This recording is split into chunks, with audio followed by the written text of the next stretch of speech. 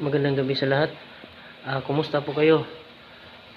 Sa totoo lang, medyo na busy po tayo ngayon. So, wala tayong upload kasi sa may kinakabalahan lang po tayo. So ngayon ay kapaskuhan ngayon, sa pagkasilang ni Kristo ay dapat tayo ay magsaya. Ngayon, ipapaliwanag ko sa inyo kung bakit itong tinatawag na December 25. Kasi yung December 25 ay isinilang si Kristo mula kay Maria. At si Maria naman ay tinatahasan ng Diyos na isilang si Kristo sa pamamagitan ng banal, hindi sa tao. At pinayuhan ng mga anghel na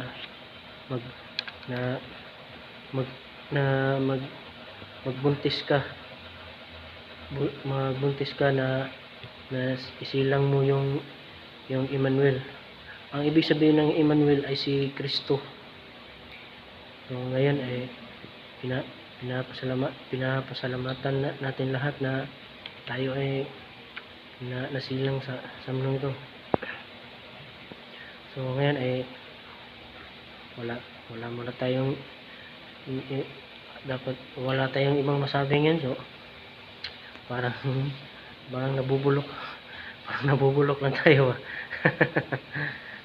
parang si Eugene Ghostwriter, yung kanyang power ay Regan, at si Alfred naman ay yung sandata niya ay spiritual spada. Si Dennis naman ay yung latigong rosas, at saka si Vincent na yung kapangyarihan niya sa dragon at espada at black spirit dragon. Kalaban nila sina Taguro at si Sensui. Si Sensui do taas yung patid niya. Si Taguro kay dakog lawas, mo dako yung lawas.